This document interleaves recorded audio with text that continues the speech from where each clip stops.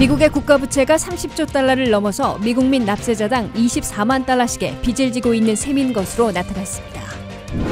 화이자사가 5세 미만 유아용 백신의 긴급 사용 승인을 신청함에 따라 빠르면 3월부터 유아들의 백신 접종이 시작될 것으로 보입니다. 미 전역에서 코로나 검사장을 차려놓고 비용을 청구하거나 개인정보를 절취해가는 사기 행위가 기승을 부리고 있어 주의가 요구되고 있습니다. 미국이 우크라이나 사태와 관련해 출동 대기하고 있던 미군 8,500명 가운데 3,000명을 유럽에 파병한다고 발표했습니다. 워싱턴 미식 축구 구단은 워싱턴 레드스킨스를 대신해 워싱턴 커맨더스로 새로운 팀 이름을 결정했습니다. 시청자 여러분 안녕하십니까? 워싱턴 뉴스 투데이입니다. 미국의 국가부채가 30조 달러를 넘어섰습니다. 이는 미국민 납세자당 24만 달러씩의 빚을 지고 있는 셈인데요. 미국은 팬데믹으로 국가부채가 7조 달러나 늘어났으며 일본과 중국, 영국, 한국에까지 외국의 8조 달러의 빚을 지고 있는 것으로 나타났습니다. 한면태 기자가 보도합니다. 지구촌의 슈퍼파워 미국이 통제하기 어려운 빚더미에 짓눌리고 있습니다. 미국은 국가부채가 1월 31일자로 30조 달러를 넘어섰다고 연방채무부가 발표했습니다. 이는 팬데믹 직전인 2019년 말에 비해 7조 달러나 늘어난 겁니다. 팬데믹이 시작되면서 워싱턴 정치권에서는 트럼프 시절 2조 2천억 달러와 9천억 달러, 바이든 시대 1조 9천억 달러 등 긴급 재난지원만으로 5조 달러나 쏟아부어 그만큼 국가부채를 급증시켰습니다. 팬데믹 직전에는 국가부채 30조 달러가 2025년에나 도달할 것으로 예측됐으나 팬데믹 대처에 5조 달러 이상 쏟아부어 7조 달러 이상 빚을 급증시키는 바람에 3년여 앞당겨진 것으로 분석됩니다. 도널드 트럼프 전 대통령이 2017년 1월 20일 취임한 직후 미국의 국가부채가 20조 달러를 넘어선 바 있는데 조 바이든 대통령은 취임 1년 만에 30조 달러를 넘어선 난제에 직면했습니다. 30조 달러의 국가부채는 미국민 납세자당 24만 달러나 빚을 지고 있는 셈입니다. 미국민들은 국가부채와는 별도로 개인 가계부채도 올 1월 말 현재 15조 달러를 넘어 가구당 15만 5천 달러씩 빚지고 있습니다. 이로써 미국민들은 납세자당 24만 달러씩의 국가부채와 가구당 15만 5천 달러의 개인 부채를 합해 40만 달러의 빚더미 위에 올라 있는 것으로 계산되고 있습니다. 미국의 국가부채 30조 달러 가운데 공공부채가 23조 5천억 달러이고 미국 정부 내부 간 부채가 6조 5천억 달러로 분류됐습니다. 특히 공공부채 가운데 8조 달러는 일본과 중국, 영국, 심지어 한국에까지 외국에 지고 있는 빚입니다.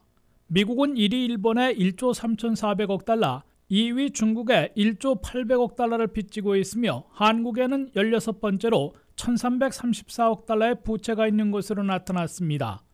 미국은 국가부채 상한선을 두고 있는데 지난해 12월 연장한 현재 상한선은 31조 4천억 달러여서 머지않아 추가 인상해야 할 것으로 예고되고 있습니다. 미국의 국가부채 급증은 재정위기에 빠져 대규모 예산을 지출해야 하는 핵심 정책 추진이 어려워지고 물가 급등과 미 달러화 약세 등 부작용을 가져올 것으로 경고되고 있습니다. 당장 원점에서 재출발해야 하는 바이든 더 나은 미국 재건법원의 총규모를 1조 5천억 달러, 심지어는 1조 달러 안팎으로 더 삭감하고 가지수는 3-4개로 축소해야 할 것으로 지적되고 있습니다. WKTV 뉴스 안면택입니다. 바이든 행정부는 팬데믹을 엔데믹으로 바꾸기 위한 방안 중 하나로 전 국민 백신 접종을 강조하고 있는데요. 미국에서 유일하게 백신 접종 대상이 아니었던 5세 미만 유아들의 접종도 곧 시작될 것으로 보입니다. 화이자사가 FDA에 5세 미만 유아용 백신에 대한 긴급 사용 승인을 신청함에 따라 빠르면 3월부터 백신을 맞게 될 예정입니다. 지난주 어린이 감염이 신규 사례의 23%를 차지하는 등 어린이들의 감염률도 높아지고 있다며 빠른 승인을 요구하는 목소리가 커지고 있습니다. 박남주 기자가 전합니다. 빠르면 3월부터 6개월에서 5세 미만 유아들의 백신 접종이 시작될 것으로 보입니다. 뉴욕타임스 등 미 언론들은 화이자사가 FDA에 5세 미만 유아를 위한 백신의 긴급 사용 승인을 요청했다고 보도했습니다. 현재 미국에서는 5세 이상만 백신을 맞을 수 있습니다. 유아용 백신은 성인과 같이 2번 접종을 기본으로 하고 있지만 3회 접종에 대한 시험도 계속 진행 중입니다. 미국에서 6개월에서 5세 미만 유아는 1,900만 명에 달합니다. 이번에 6개월에서 5세 미만 백신이 승인되면 미국은 백신 접종 대상이 전 국민으로 확대돼 새로운 이정표를 쓰는 셈입니다. 백신 용량은 3마이크로그램으로 성인의 10분의 1 수준입니다. 12세 이상이면 성인과 같은 30마이크로그램을 주사하고 5세에서 11세까지는 3분의 1인 10마이크로그램을 주사하고 있습니다. 현재 미국에서 어린이에게 승인된 백신은 화이자가 유일합니다. 5세 미만도 1, 2차 간 백신 접종 간격은 3주고 3차 접종은 2차 접종 후 최소 2개월이 지나 투여하는 것으로 연구가 진행되고 있습니다. 미국 소아과 협회는 팬데믹 이후 최소 1,140만 명의 어린이가 코로나19 양성 판정을 받았고 1월에만 350만 건 이상의 어린이 감염 사례가 보고됐다 밝혔습니다. 지난주 보고된 전체 신규 사례 중 어린이 감염률도 22.8%를 차지하고 있습니다.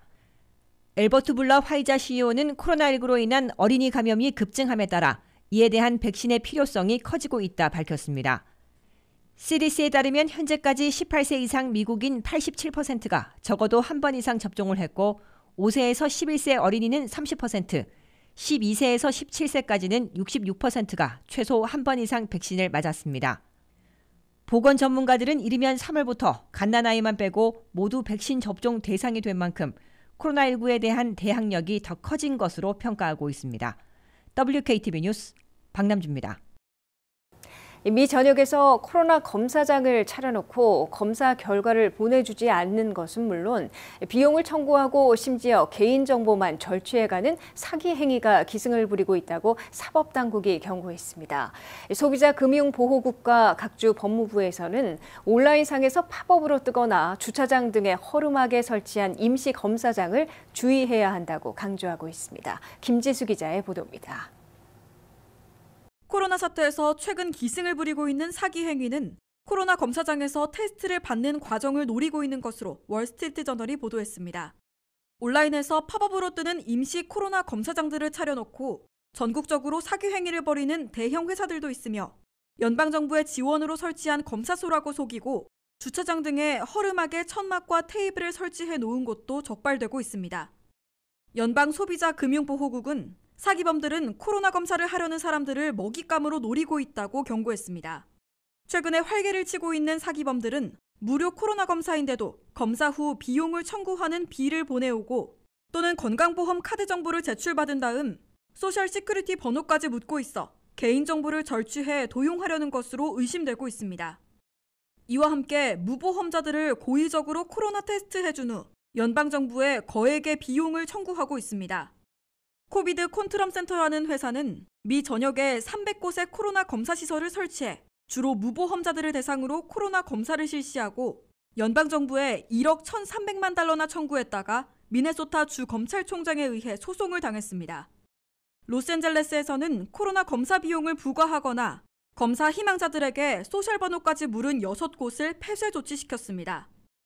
필라델피아에서는 연방 긴급재난관리청의 지원으로 설치된 코로나 임시검사소라고 속여 천막과 테이블을 몇 개 갖다 놓은 허름한 시설을 차려놓고 허위로 코로나 검사를 실시하려다 당국에 적발돼 폐쇄됐습니다. 오레건과 텍사스 등지에서는 주차장 등에 허름한 검사시설을 잠깐 설치해놓고 검사를 실시한 후 결과는 보내주지 않은 채 수일 후 폐쇄해 악용하려는 정보만 빼내간 것으로 의심되고 있습니다. 사법당국은 온라인상에서 팝업으로 뜨는 임시 코로나 검사 장소와 언제든지 쉽게 폐쇄할 수 있는 허름한 시설을 주차장 등에 설치해놓은 곳들을 주의해야 한다고 지적하고 있습니다. 특히 무료인데도 검사 비용을 청구하거나 소셜번호를 요구하는 검사시설은 사기일 가능성이 높기 때문에 절대로 응하지 말라고 경고하고 있습니다. WKTV 뉴스 김지수입니다. 미국이 우크라이나 사태와 관련해 출동 대기령을 내린 만여 명 가운데 병력 3,000명을 폴란드와 독일, 루마니아에 배치하는 파병에 착수했습니다. 미국은 러시아가 우크라이나를 침공할 경우 직접 참전하지는 않을 것이지만 10배인 10만 미군 병력을 유럽에 증파할 태세를 보이고 있어 긴장이 계속 고조되고 있습니다. 한면태 기자의 보도입니다. 러시아가 우크라이나 침공설을 공개 부인하고 있으나 미국과 나토는 군사 압박을 멈추지 않고 있습니다. 미 펜타곤은 지난주 출동 대기령을 내렸던 미군 8,500명 가운데 첫 번째로 3천여 명을 이번 주에 폴란드와 독일, 루마니아에 파병한다고 발표했습니다. 미군 병력 2,000명은 노스캐롤라이나에 있는 포트 브래그에서 폴란드와 독일에 파병됩니다. 다른 1,000명은 독일 주둔 스트라이커 기갑중대 병력으로 스트라이커 장갑차와 함께 루마니아로 이동 배치됩니다. 포트 브래그는 미 육군 82공수사단을 비롯해 특수부대를 중심으로 병력 5만 4천 명이나 주둔하고 있다가 지구촌 곳곳에 신속 출동하는 체제를 갖춘 최대 규모의 미군 기지입니다.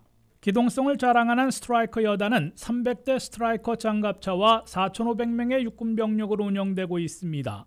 스트라이커 여단의 3개 대대와 1개 기갑중대가 속해 있어 이번에 루마니아로 이동 배치되는 1,000명은 스트라이커 기갑중대로 수십 대의 스트라이커 차량과 기갑병기를 갖춘 병력인 것으로 보입니다. 로이드 어스틴 미 국방장관과 마크 밀리 미 합참의장은 지난주 미군 병력 8,500명에게 출동 대기령을 내린 데 이어 수천 명을 추가해 10,000명 이상에게 스탠바이 명령해놓고 있다가 1차로 3,000명을 파병한 겁니다. 이에 따라 미군들의 유럽 나토 동맹국 파병과 이동 배치는 앞으로도 수일 안에 잇따를 것으로 예상되고 있습니다. 조 바이든 대통령과 미군 수뇌부는 러시아가 우크라이나를 침공한다면 현재 출동 대기 태세에 들어간 병력보다 10배는 더 파병할 것이라고 내비치고 있어 미군 병력 10만 동원설이 제기되고 있습니다. 다만 조 바이든 대통령은 러시아가 우크라이나를 침공하더라도 미군 병력을 전장에 들여보내 전투를 벌이는 참전은 없을 것이라고 강조하고 있어 미국과 러시아가 직접 군사적으로 충돌하는 사태만큼은 피하려 할 것으로 예상되고 있습니다. 바이든 대통령은 나토 동맹국 보호 차원에서 미군 병력을 증파하는 것으로 밝히고 있어 러시아에게 우크라이나를 침공하지 말고 외교 해법을 찾도록 군사적 압박을 가하고 있는 것으로 해석되고 있습니다. WKTV 뉴스 한면택입니다. 미식 프로축구팀 워싱턴 레드스킨스가 워싱턴 커맨더스로 바뀝니다. 워싱턴 미식 축구팀 구단은 수개월간의 검토 끝에 워싱턴 지역에 미국을 컨트롤하는 지도부가 집중돼 있다는 점을 고려해 사령관을 뜻하는 워싱턴 커맨더스로 공식 확정했다고 발표했습니다. 워싱턴 DC를 프랜차이즈로 대표하고 있는 미식 프로축구팀이 90년 역사의 대부분을 차지해온 워싱턴 레드스킨스 시대를 끝내고 워싱턴 커맨더스 시대를 열기로 했다고 밝혔습니다. 워싱턴 미식 축구구단은 인디언 원주민을 상징해 인종차별 논란을 겪은 명칭인 레드스킨스를 대신할 새로운 팀 이름으로 커맨더스를 채택했다고 공식 발표했습니다. 워싱턴 커맨더스라는 새 이름은 NBC 방송 아침 뉴스 프로그램인 투데이를 통해 공식 발표됐으며 곧 미디어 이벤트를 열 것이라고 밝혔습니다. 구단 측은 워싱턴 DC의 정치 지도자들은 물론 미군을 지휘하는 사령관들이 모여있는 지역이라는 점에서 사령관을 뜻하는 커맨더스를 새로운 팀명으로 낙점한 것으로 설명했습니다. 구단 측은 새로운 워싱턴 커맨더스라는 로고나 유니폼 등에서도 포도주빛인 버건디와 골드 색깔은 그대로 유지한다고 강조했습니다. 새 로고에는 버건디와 골드 색깔을 유지해 워싱턴 커맨더스가 1932년 창단돼 1937년과 1942년, 1983년과 1988년, 1992년 등 역대 5번 우승했음을 알리고 있습니다. 이로써 워싱턴 레드스킨스라는 팀명은 87년 만에 사라지게 됐습니다. 워싱턴 커맨더스는 2020년 조지 플로이드 사태를 계기로 인종차별이 스며있는 레드스킨스를 바꿔야 하며 명칭 변경이 없으면 페덱스, 펩시, 나이키와 같은 핵심 스폰서들이 이탈할 것이라는 경고를 받고 새 이름을 찾아왔습니다. 당초 새 이름으로 전사라는 뜻의 워리어가 부상했으나 레드스킨스와 같은 인종차별이 잠재돼 있다는 논란을 사서 제외됐고 붉은 늑대를 뜻하는 레드 울프스를 선호하는 팬들이 많았으나 구단 측은 수차례 재론을 거듭한 끝에 커맨더스를 선택했습니다. 1932년 창단돼 올해로 90주년을 맞은 워싱턴 미식 프로축구 구단은 1999년 현재의 다니엘과 타냐 스나이더 부부가 인수한 데 이어 87년 된 레드스킨스를 끝내고 새로운 커맨더스로 출범하는 큰 변화를 보여주고 있습니다.